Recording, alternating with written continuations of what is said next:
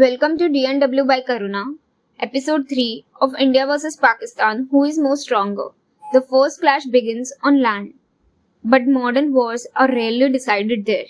Because borders can hold soldiers, but they cannot stop aircrafts. They cannot block missiles, and they cannot contain escalation.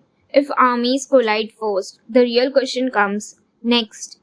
Who controls what happens after? The sky, the sea, and the final line no nation wants to cross.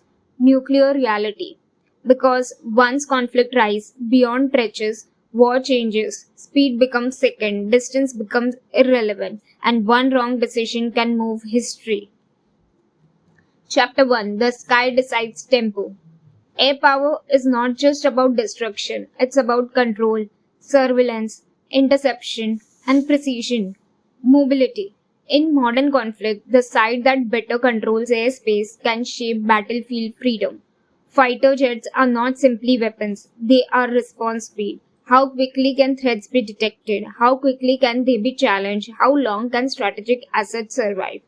Air superiority doesn't always mean total dominance. Sometimes it simply means denying the other side confidence. If pilots hesitate, if runways are pressured, if radar is blinded, every military branch below feels it.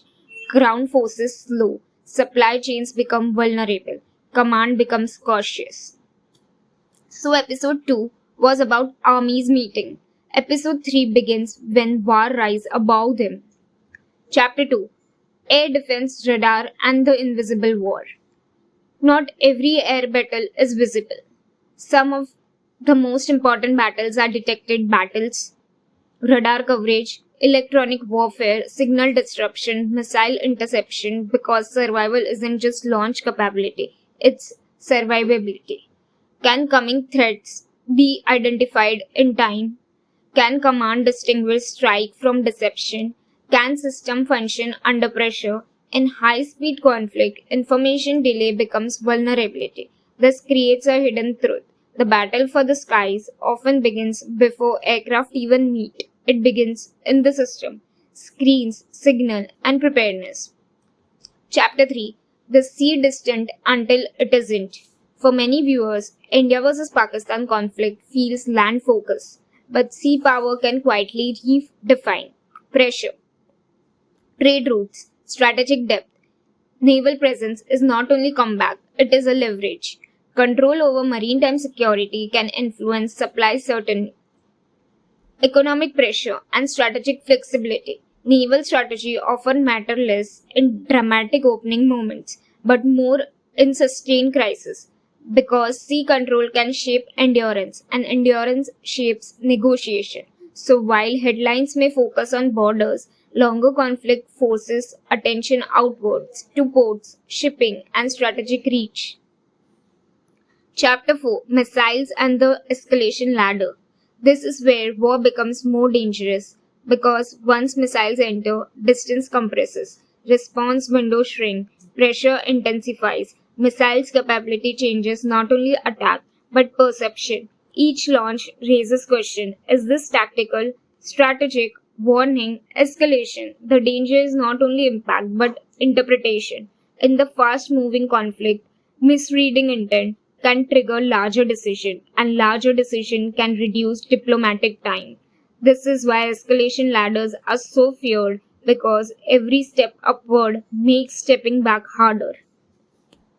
Chapter 5.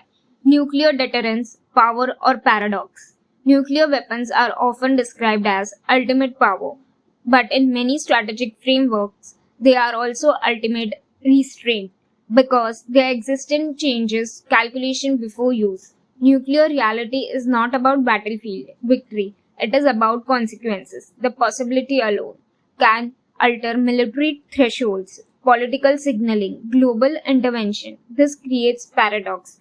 The stronger the nuclear shadow, the more conventional war may be limited, or the more dangerous miscalculation becomes. Nuclear deterrence can prevent total war, but cannot erase crisis, and this may be the most uncomfortable truth.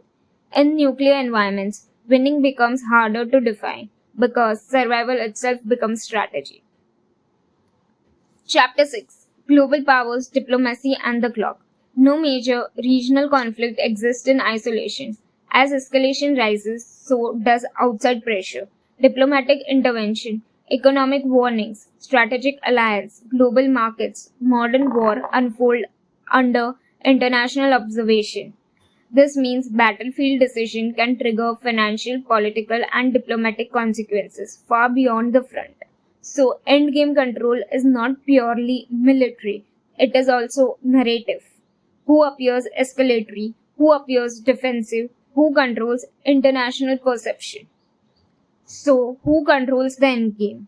Not necessarily the first army, not necessarily the loudest strike, but the side that better manages escalation across air, sea, signals, and restraint.